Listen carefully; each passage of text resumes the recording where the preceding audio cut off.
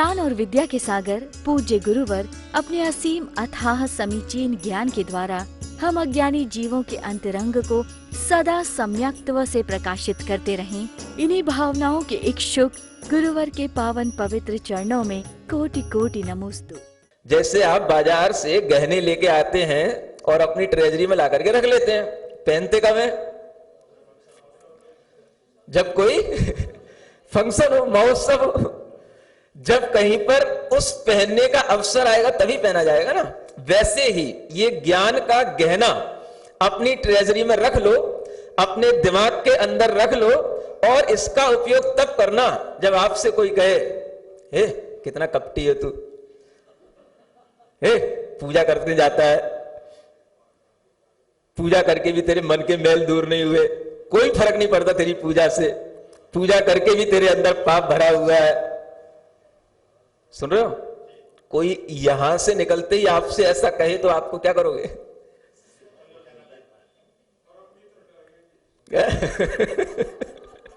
कह रहे परम मित्र कहेंगे। आज ही कह पाओगे कि आगे तक भी याद रहेगा। आपके अंदर ये भाव इसलिए आना चाहिए कि अगर हम इस तरीके के अपने अंदर पॉजिटिव थिंकिंग नहीं रखेंगे तो हमारा हित कभी भी अपने पुण्य के माध्यम से, अपने धर्म के माध्यम से हो नहीं सकता है। समझ में आ रहा है? देखो, श्रावक होता है, श्रावक के लिए सहनशीलता बहुत कम होती है क्योंकि वह हर चीज का तुरंत उत्तर देना चाहता है और हर चीज का तुरंत समाधान करना चाहता है।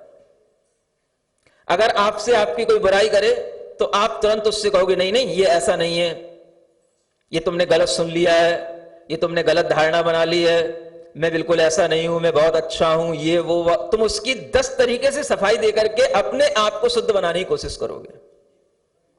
समझ में आ रहा है? कभी आप ये सोचो कि अगर कोई मुनि महाराज के लिए बुरा कहता है तो मुनि महाराज क्या करते हैं? पता है तुमको क्या करते हैं?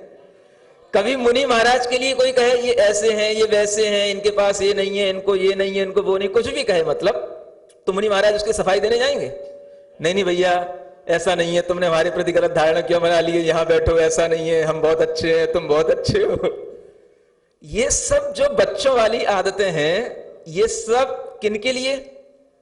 जिनके अंदर सहनशीलता नहीं है। और जिनके अंदर सहनशीलता होती है उन्हें इन चीजों से कोई फर्क नहीं पड़ता। इतना तो सीखते हो ना। हमें अपने गुरुजनों से, अपने से बड़ों से यही तो सीखना है कि जब इस तरीके की कोई भी विचारधारा हमारे लिए आएगी तो वो तब आएगी जब हमारे सामने कोई ना कोई हमारा आदर्श व्यक्ति हमारे सामने हो, और जब हमारे सामने इस तरीके के आदर्श लोग होते हैं तो हमारे मन में भी इस तरीके के विचार आ सकते हैं। यह भावना ही अपने आप में इतनी दृढ़ है, इतनी बलवती है कि अगर आप इस भावना को अपने मन में रखो तो आपको किसी को सफाई देने की जरूरत नहीं। आपके व्हाट्सएप पे किसी ने मैसेज कर दिया, आपकी ही बुराई और आपके ही नंबर पे उसने डाल दी। सुन रहे हो? देखते ही क्या होगा? क्या करोगे? अब मोबाइल को फोड़ोगे? वहां तक आप पहुंच नहीं सकते जिस व्यक्ति ने आपके लिए मैसेज फेंका है। अब क्या करोगे आप बताओ? है? उसे ब्लॉक कर दोगे। ब्लॉक वो तुम्हारे लिए तो हो जाएगा, लेकिन अगर तुम्हें यह डर लग गया कि यही मैसेज उसने दूसरी जगह पे, दूसरे ग्रुपों पे भेज दिया तो क्या करोगे? क्या करे? फिर क्या करोगे?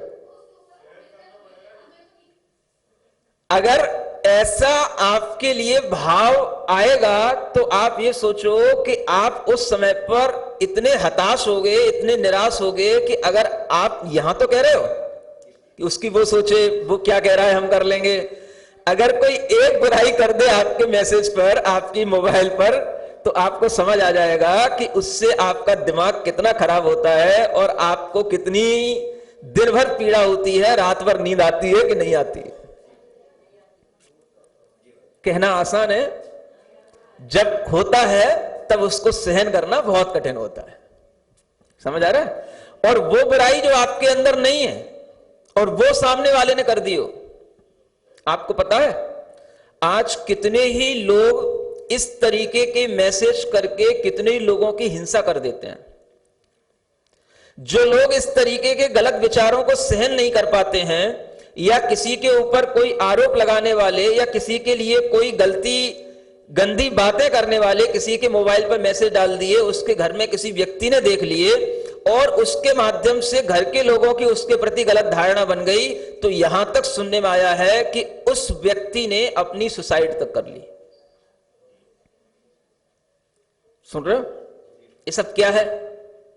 सामने वाला हमको गलत समझता है तो हमारे अंदर उसको सहन करने की बिल्कुल भी क्षमता नहीं होती है। हम ये दिखाना चाहते हैं कि हम गलत नहीं हैं, लेकिन हम ये जिंदा रह करके जीवित भावों से क्यों नहीं दिखाते हैं कि हम वास्तव में गलत नहीं। किसी भी तरह की इस तरह की जो परिस्थिति बनती है, उस परिस्थिति में अपने अंदर साहस होना, अपने को किसी भी प्रकार की बुराई से डर नहीं लगना, अपने ऊपर कोई भी तरीके का कोई प्रत्यारोप करे और उस तरीके का हमारे अंदर कोई दोष नहीं है तो नहीं डरना और सहज रहना, ये तब संभव है जब आपको ऐसा ज्ञान मिला हो कि हमें क्रोध नहीं करना है, हमें अपने कर्मों के उदय को देखते हुए उन कर्मों को निकालना है, उन कर्मों को निर्जरा करना है, उनकी सफाई करना है। मरने से कोई कर्मों की सफाई नहीं हो जाती। आदमी घर छोड़ के भाग गया, सुसाइड कर ली, इससे क्या हो जाएगा? अगले जन्म में वो चीजें फिर तैयार खड़ी हैं। चीजें हमारे अंदर से जो बन रही हैं, हमारे दोष जो हमारे अंदर हैं, उन्हें हमें खुद अपने अच्छे क्षमा के भावों से, शांति के भावों से खुद शांत करना होगा। इसलिए आचार्य कहते हैं अपने अंदर ये विचार रखो, क्योंकि ये सब कुछ समाज में भी चलता रहता है। बेटे बेटियों के विवाह हो जाते हैं, विवाह के बाद भी दूसरे घरों में जाकर के बेटियां परेशान होती हैं, तरह तरह के उनके ऊपर आरोप प्रत्यारोप लगते हैं और तरह तरह से परेशान होकर के अनेक बेटियां इस तरीके के कदम उठा लेती हैं कि उन्हें सुसाइड कर लेती हैं, घर छोड़ के भाग जाती हैं, कुछ ना कुछ गलत काम कर लेती हैं। ये किस वजह से? सहनशीलता की कमी। जहां हमारे अंदर थोड़ी सी सहनशीलता का भाव आएगा, वहां अपने आप हमारे अंदर ये सहन करने का भाव आ जाएगा कि नहीं, अगर कोई हमारे लिए गलत कह भी रहा है तो हम उससे गलत हो नहीं गए। समझ में आ रहा है? उस दिन, उस समय पर, उस क्षण पर हम सब भूल जाते हैं। चाहे हमने कितनी रामायण देखी हो, चाहे हमने कितनी महाभारत सुनी हो, सब भूल जाते हैं। कितना ही हमने पद्म पुराण पढ़े हो, कितना ही हमने सीता के बारे में सुना हो, लेकिन अपने ऊपर जब एक कोई भी आपत्ति, छोटी सी भी कोई कमेंट्स कर देता है तो इतना दिमाग खराब हो जाता है कि वह दिन रात सब बेकार हो जाता है। क्या सुन रहे हो? सहनशीलता कहां चली जाती है? अभी तो सब अच्छा अच्छा कह रहे हो, लेकिन जिस समय पर परिस्थिति ऐसी बनती है, उस समय पर अच्छे अच्छे साधक भी इसमें बहक जाते हैं। समझ में आ रहा है? बनते बनते बात बिगड़ जाती है क्यों, जलते जलते बाती बुझ जाती है क्यों, बनते बनते बात बिगड़ जाती है क्यों, जलते जलते बाती बुझ जाती है क्यों। वही प्रसंग जो आपको बताया जा रहा था, उसी को इन लाइनों में लिखा है, वो बता रहा हूं आपको। रावण मरण हुआ, ग्रह आगमन हुआ, पुत्रों का लख गर्भ राम मन चमन हुआ, सोचा था अब गम की काली रात टली, सीता का अपवाद सुने तब राम बली, फिर से सीता एकाकी वन जाती क्यों, बनते बनते बात बिगड़ जाती है क्यों, जलते जलते बाती बुझ जाती है क्यों। यही भावना है ना। कितना बड़ा अपवाद हुआ, और उस अपवाद को सुनने के बावजूद भी सीता ने कभी आत्महत्या की नहीं सोची। कितनी उसकी दृढ़ता रही, जंगलों में भी रही, कष्टों को सहा, लेकिन कभी उसने किसी दूसरे पर प्रत्यारोप नहीं किया। ये जितने भी चरित्र हैं, ये केवल हमारे दिमाग में अगर थोड़ी देर के लिए भी आ जाएं और इन चरित्रों के हम अपना आदर्श बना लें तो हमारी बहुत सारे संकट अपने आप दूर हो जाते हैं। लेकिन हमें चाहे रामायण हो, चाहे महाभारत हो, चाहे कुछ भी ज्ञान की बातें हों, वो सब तत्काल हमारे सामने होती हैं या केवल वो मनोरंजन के लिए होती हैं। उनको हम आदर्श बना करके अपने हृदय में रख नहीं पाते हैं। इसी कारण से समय आने पर हम इस तरीके के जिंदगी से हार जाते हैं। इसे क्या बोलते हैं? जिंदगी से हार जाना। कितने ही लोग कितने ही तरीके से दुखी रहते हैं। कोई किसी भी तरीके का अपवाद छोटा सा भी हो जाता है, कोई ससुराल के पक्ष से किसी भी तरीके का कोई भी बुरा कह देता है, अपने भाई के लिए कह देता है, माता पिता के लिए कह देता है। कितनी ऐसी बहुएं हैं जो सहन नहीं कर पाती, छोड़ आती हैं, अपनी उस घर को छोड़ आती हैं और अपने घर में आ जाती हैं। केवल उन्हें इतनी परेशानी कि हमारे भाई के लिए बुरा कहा गया, हमारे माता पिता के लिए बुरा कहा गया, हमारे लिए बुरा कहा गया। जितनी भी हमारी ये समस्याएं हैं, इन समस्याओं में एक ही चीज है, हमारी निंदा का अगर हमारे अंदर कोई भी भाव दूसरा करता है और हमें उसकी सहनशीलता आ जाए तो हमारे लिए कहीं कोई आपत्ति नहीं होगी। जिस तरीके का जीवन चल रहा है वो हम ये सोच के चलाएं कि ये हमारे अपने कर्मों का फल है और इन कर्मों का फल हमें ही भोगना है। दूसरा केवल उसके लिए केवल एक उपचार कर रहा है।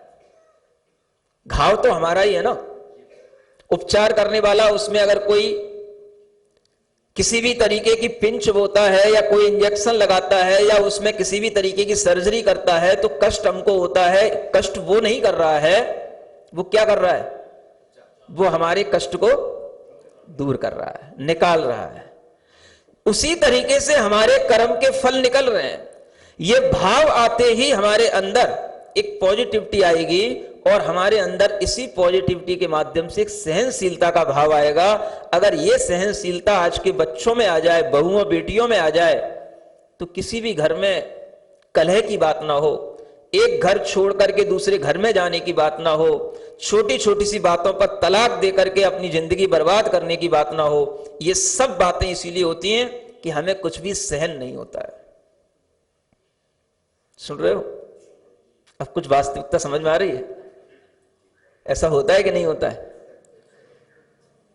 छोटी छोटी सी बातों पर जिन्हें किसी ने कुछ नहीं कहा है, अगर आपस के ही तो लोग हैं, जिससे तुमने विवाह किया है वो तुम्हारा पति है, जिस घर में रह रही हो वो तुम्हारी सास है, ससुर है, वही आपस में ही तो कुछ कहा जा रहा है और वो आपस की बात इतनी लगती है कि जैसे पहाड़ टूट रहा हो। घर की बात घर में ही तो है। अगर वो घर की बात कहीं दूसरी जगह निकल जाए चलो तो फिर भी कोई बात होती है, लेकिन कई बार तो घर की बात घर में ही रहती है लेकिन वो भी सहन नहीं होती है। एक छोटी सी बात को भी हम सहन जब नहीं कर पाते हैं तब हमें ये याद रखना, ये जो भजन आपको सुना रहा था, ये जो लाइनें आपको सुना रहा था, ये इसलिए सुना रहा था ताकि आपको कम से कम संस्कृत की लाइनें ना याद रहें तो हिंदी की तो याद रह जाए। बनते बनते बात बिगड़ जाती है क्यों?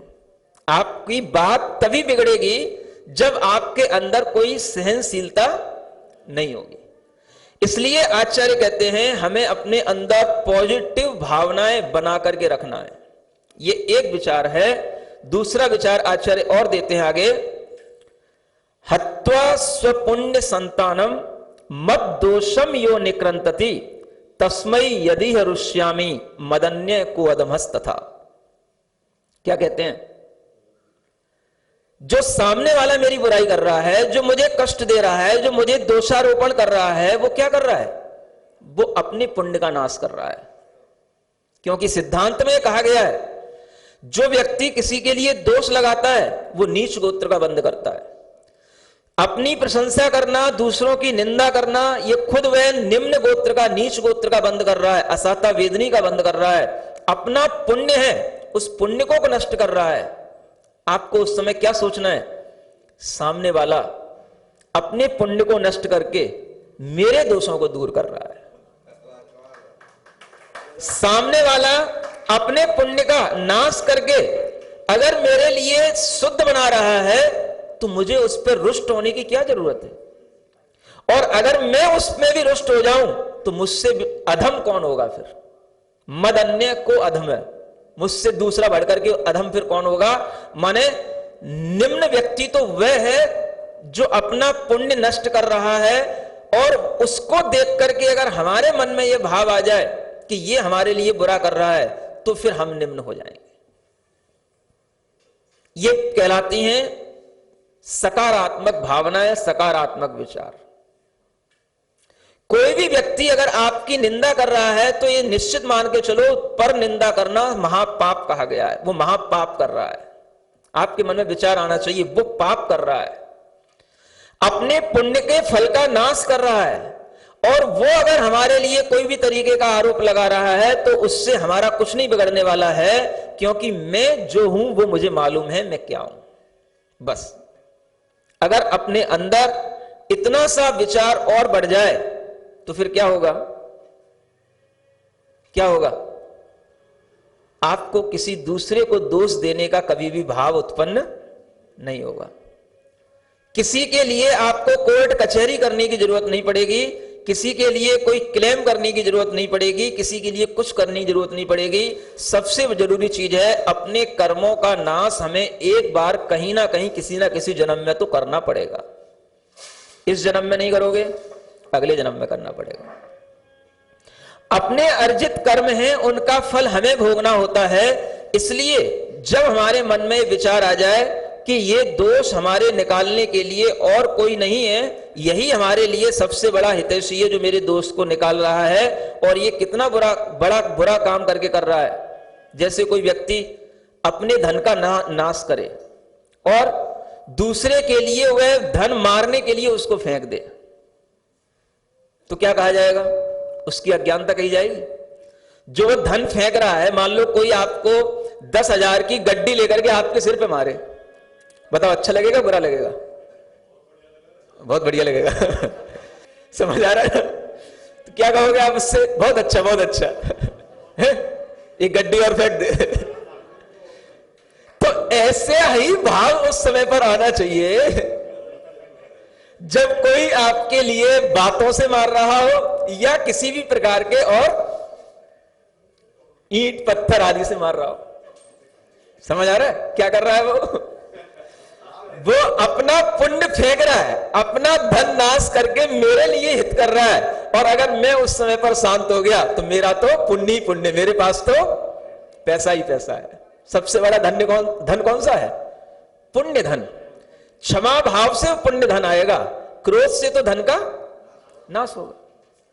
इसलिए ऐसा सोच करके जो व्यक्ति अपने अंदर विचार करता है तो वह अपनी पॉजिटिविटी को बढ़ाता चला जाता है और बढ़ाता चला जाता है। और कितना बढ़ा लेता है? देखो आचार्य आगे क्या कहते हैं, आकृष्टो हम हतो नैव हतो वाना दुधा कृत मारितो ना हतो धर्मो मदीयो नेन बंधुना। क्या कहते हैं? अरे इसने मेरे ऊपर अभी आक्रोश ही तो किया है, आकृष्टो हम, इसने मुझे केवल अभी गुस्सा वाले वचन बोले हैं, मार तो नहीं दिया। मारने का मतलब इसने अभी मेरा वध तो नहीं कर दिया, केवल गुस्सा के वचन ही तो बोले, चार उसने बातें ही तो बोल दी है, मरा तो नहीं मैं। और अगर मारने भी लग जाए तो उसकी पॉजिटिविटी देखो कितनी बढ़ती चली जाती है। क्या करना है आपको? अपनी पॉजिटिविटी बढ़ाना है। किस हद तक बढ़ाना है ये आप अपने मन में खुद सोच लेना। हमारी लिमिट कहां तक है? कोई हमारे लिए बुरे वचन कह रहा है, हमें अगर उतना सहन हो जाए तो वो तब सहन होएगा जब आपका उससे भी ऊपर हट करके विचार हो। और वो विचार कौन सा हो? अरे इसने मुझसे बुराई तो बोला, मारा तो नहीं, मैं इससे हत तो नहीं हो गया, मर तो नहीं गया। ये एक पॉजिटिव विचार। अगर वो मारने लग जाए तो उस समय पर आपके मन में फिर उससे भी ऊपर एक विचार आना चाहिए, अरे ये केवल डंडा से मार ही तो रहा है, कोई मेरे दो टुकड़े थोड़ी ना हो गए। क्या समझ आ रहा है? इसने मुझे एक चांटा ही तो मार दिया, एक हाथी तो मार दिया, एक डंडा ही तो मार दिया, कोई मैं मर तो नहीं गया। सोच पाओगे? नहीं सोचोगे? बस यहीं पे खत्म, पॉजिटिविटी यहीं पर समाप्त हो गई। अरे जब तुम ही नहीं कर पाओगे तो तुम्हारे बच्चे क्या करेंगे? जब तुम अपने बच्चों को डंडों से मारोगे, अपने बच्चों के ऊपर हाथ उठाओगे और तुम्हारे अंदर ही इतना भाव नहीं है, तो फिर बच्चे तुम्हारे क्या सीखेंगे? ये चीज बच्चों को भी सिखाओ, बी पॉजिटिव। इतना पॉजिटिव होते जाओ कि जैसे जैसे आपके ऊपर नेगेटिविटी आती चली जाए, आप अपने माइंड को उससे और ऊपर ले जाओ। और वो कैसे जाएगा? जब आपके अंदर उससे ऊपर उठने का विचार होगा तो। और इसी विचार से वह अपने को उठाता चला जाता है, और अगर उसने मार भी दिया, टुकड़े भी कर दिए, तो भी वो सोचता है, अरे इसने मेरे अभी टुकड़े ही तो किए, मेरे अभी प्राण तो नहीं निकल गए, मर तो नहीं गया। समझ आ रहा है? और अगर मर भी गया, अरे तो इसने मेरे शरीर को मारा, मेरा धर्म तो नहीं मारा, मेरा धर्म तो मेरे पास में है, जो उत्तम क्षमा धर्म है, उत्तम शांत धर्म है। क्या समझ रहे हो? यूं ही व्यक्ति महान नहीं बन जाता है। भगवान महावीर स्वामी के पास, भगवान पारसनाथ के पास में ऐसी क्षमा थी कि नहीं? अर्घ चढ़ा लेते बहुत जल्दी, संघर्षों में, उपसर्गों में तुमने समता का भाव धरा। तुमने धरा, बस तुमको नहीं धरना है। अरे जिन भगवान की पूजा कर रहे हो, उन भगवान के कोई गुण भी तो देखो। और यही तो भाव भगवान कह रहे हैं। जब भगवान ने सब सहा, तभी तो भगवान ने हमको बताया कि इस तरीके का भाव आने पर ही तुम्हारे अंदर धर्म आएगा। और इसी का नाम धर्म है। धर्म किसका है? क्षमा धर्म। क्षमा कहां तक? आप कहोगे महाराज क्षमा करने की एक सीमा होती है, मेरे गुस्से को सहन करने की एक सीमा होती है। सीमा क्या होती भाई? सहन करते रहो।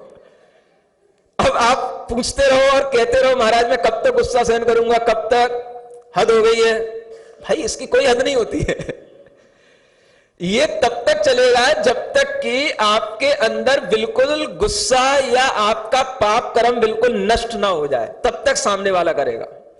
और जिस दिन आपका पाप कर्म नष्ट हो जाएगा, आपको भी भगवान की तरह केवल ज्ञान हो जाएगा, और आपके अंदर भी फिर हमेशा के लिए उपसर्ग से मुक्ति मिल जाएगी। फिर आपके ऊपर कभी उपसर्ग नहीं होगा। समझ आ रहा है? तो इसलिए यह सहन किया जाता है। अब इस तरीके की भावना अगर हमारे अंदर रहेगी तो हम थोड़ा सा विचार कर पाएंगे। बच्चों को भी ये सिखाना चाहिए, बेटा छोटी छोटी सी बातों पे गुस्से, जो बहुत जल्दी जल्दी गुस्सा हो जाते हैं, उन्हें सिखाना चाहिए कि तुम्हारे लिए इससे क्या बिगड़ गया। अगर बच्चों के अंदर ये क्षमा धर्म के उपदेश भगवान पार्श्वनाथ, भगवान महावीर स्वामी के माध्यम से दिए जाएं और उनके अंदर एक क्षमा का भाव बैठा दिया जाए, तो आपके लिए एक बहुत बड़ा समाधान मिल जाए। किसके लिए? अब बच्चे तो सुनते ही नहीं है, और सुनेंगे किसकी? आपकी थोड़ी ना सुनेंगे। वो सुनेंगे किसकी? जो उनको सुनाने वाला भी कोई उस कैटेगरी का हो जिसकी वो सुन सके। तुम अभी घर पे जाके बच्चों को क्षमा धर्म का उपदेश दोगे तो तुम्हारी सुन लेंगे? उन्हें पता है अभी शाम को मैं या मेरे पापा अगर कुछ भी मम्मी से कह देंगे तो अभी मम्मी भुनक के बैठ जाएगी और मुझे क्षमा धर्म का उपदेश दे रही है। समझ आ रहा है? तो बच्चों को क्या फर्क पड़ेगा तुम्हारी क्षमा का? तो उपदेश देने के लिए भी उनके सामने उपदेशक भी उस कैटेगरी का होना चाहिए जिसकी वो सुन पाए।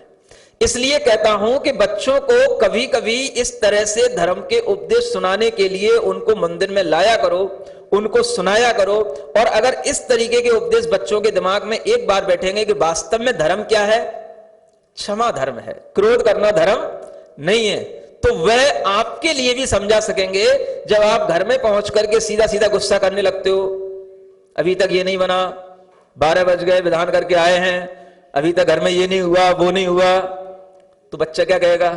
क्या सीख के आया आप? महाराज ने यही सिखाया था। फिर क्या बोलोगे बच्चे से?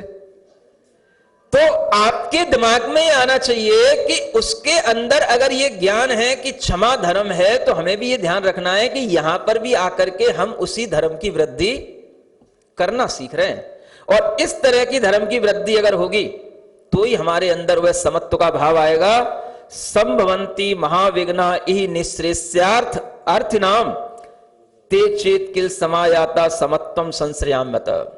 अंत में आचार्य कहते हैं, जब जब आप अच्छे काम में लगोगे, निःश्रेयस माने मोक्ष के मार्ग पर चलोगे, आपके लिए अनेक प्रकार के विघ्न आएंगे।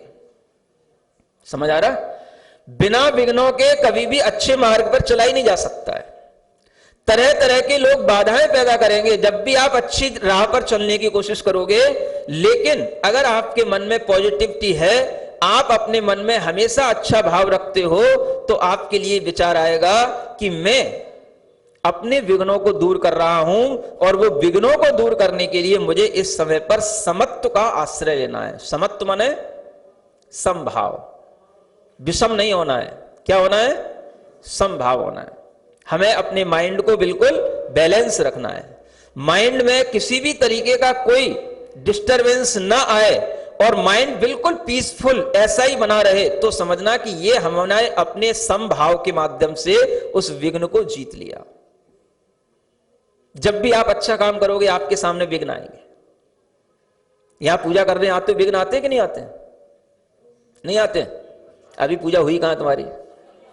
4 दिन हुए हैं, अभी तो सुनने में आ रहा है महाराज 8 दिन की पूजा 6 दिन में ही पूरी कर दो। क्या होने वाला है भाई? है? उनकी शादी है, उनकी विवाह है, चारों तरफ कोरोना कोरोना मच रहा है। शादी विवाह भी हो रहे हैं, उसी में जाकर के लोग कोरोना से लिप्त भी होंगे, मरेंगे भी। लेकिन वहां जाकर के कोरोना की गिफ्ट लेकर के आना अच्छा है, लेकिन यहां बैठ करके शांति से भगवान की पूजा करके अपने पाप कर्म का नाश करना अच्छा नहीं है। नहीं समझ आ रहा है? इसीलिए तो उतावलापन पड़ रहा है ना। पुण्य की क्रिया को छोड़ करके पाप की क्रिया में लगने का उतावलापन देखो कैसा। उनकी शादी में जाना है, उनके विवाह में जाना है, बस एक विवाह शादी के लिए हमें भगवान की पूजा को भी जल्दी जल्दी निपटाना है। समझ आ रहा है? हमारे भाव कहां रहते हैं? कौन सा हमारे अंदर धर्म का भाव एक निरंतर बना रहता है? और हम अपने मन के अंदर अगर इस तरीके के विचार लाते हैं, तो यही विचार हमारे इस पुण्य का भी नाश कर देते हैं जो पुण्य हम कमा रहे हैं। इसलिए पूछ रहा हूं, समभाव है कि विषम भाव है पूजा में? कब तक? कब तक?